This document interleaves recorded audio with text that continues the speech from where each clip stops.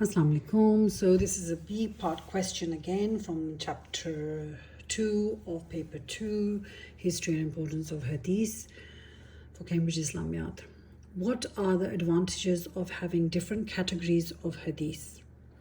What are the advantages of having different categories of Hadith? So understand the question. What do I mean by advantages? In other words, there are some advantages. One thing for sure. Then different categories. Which are these categories? The Sahih, the Hasan, the Daif, the weak, the Mawdu Hadith of Hadith. Now, let's go on. Now, what is the benefit? Distinguish.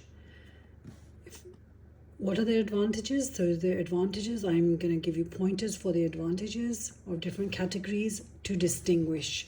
The advantage of having different categories of hadith is to distinguish between a Sahih hadith, which is a good hadith, approved or authentic hadith, and then you have a Hasan hadith, which is a good hadith, and then you have weak hadith, which is Daif hadith. Why having these different categories helps us distinguish between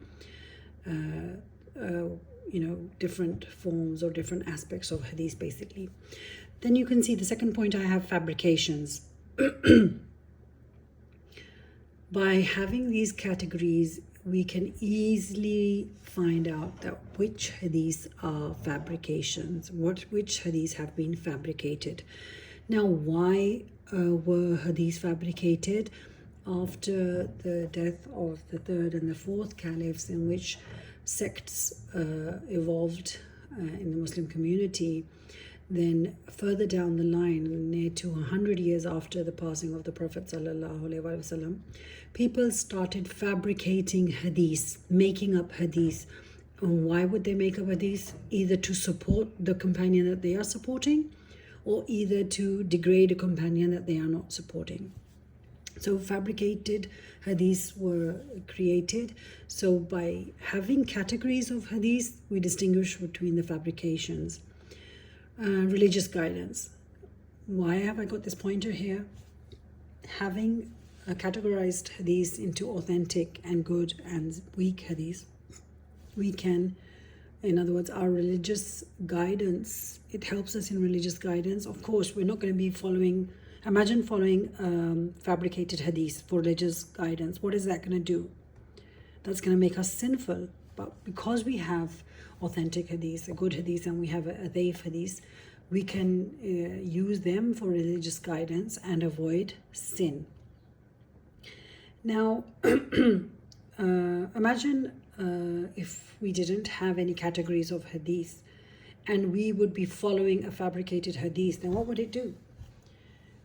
What would it do? We would be sinning basically. So avoiding sin, the benefit of having categorized hadith is to avoid sin also.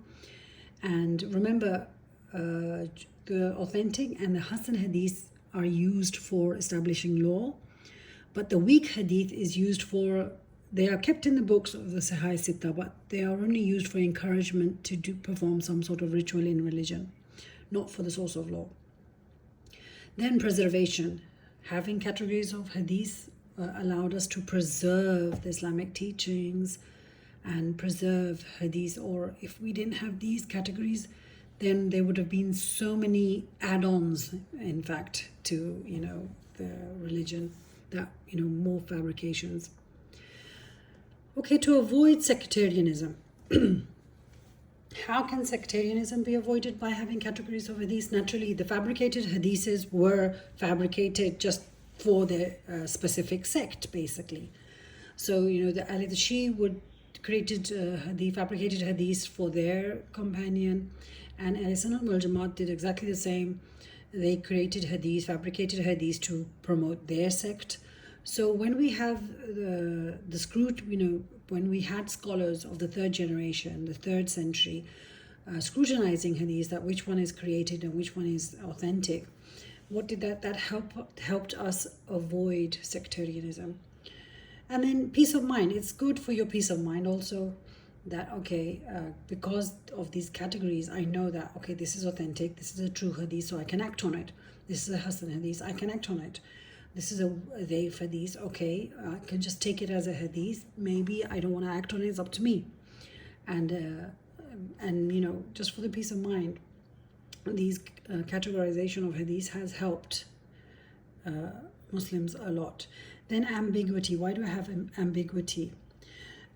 Having categories of hadith also removes ambiguity, any shak, any doubt that a person could have in their heart that maybe this hadith is right or wrong. It has removed that ambiguity. And then blind following. It removes also blind following. If the third generation scholars scrutinized the hadith of the Prophet ﷺ and brought them into categories, what does that show us? It shows us that there's no blind following in Islam. You have to, if you see the fifth pointer, scrutinize. You've got to scrutinize what people are telling you. You've got to assess what is being, because what happens in our society is that people have not studied the Quran, they have not studied the Sunnah. What all the information and knowledge that they get is from their school of thought, and that school of thought that their parents are following basically. So they can't figure out what is right or wrong. But if you consult the Quran and consult the hadith, the Sahih hadith and the Hasan hadith, then you can manage to scrutinize the beliefs that are taking place in your own, even in your own home. You can scrutinize it, because Allah has not ordered people to blind follow. Allah has ordered everybody to use their intellect. So remember, if somebody is claiming to provide you Islamic knowledge, always be willing to scrutinize it. That is it authentic? Because whenever there's a debate and we're talking about a religious issue, you will see many people in the society who would say that okay, I believe in this and I've read it from a book. Okay, what is the book? Oh, it was a book that I read of a scholar. And you ask them, do you have an authentic hadith that can prove your point, or do you have a verse from the Quran that you can prove your point? And they'll say, no, it's just a book. So just a book.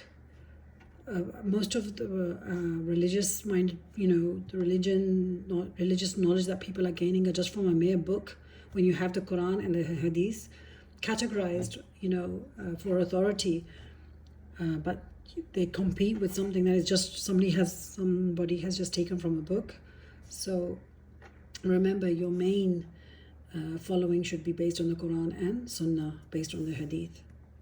Similar questions to that type of a question that could be asked in your exam. In your opinion, what are the main advantages of having authentic hadith? The question that we discussed was based on category. Over here, what is being asked, in your opinion, what is the main advantage of having authentic hadith? Similar to the question above, you can add the same pointers. Why, in your opinion, was it important for them to apply these rules? This is a B-part question. Why, in your opinion, was it important for them? For who was them? The scholars of Islam, the third generation scholars who did scrutinize the hadith. Imam Bukhari was the initiator to apply these rules. In other words, these rules of authenticity, why do you think it was important? You can add the above pointers. Why was it important to check the accuracy of hadith? Why do you think it was important to check the accuracy, the authenticity of the hadith? You can add the above pointers also in this question. Thank you.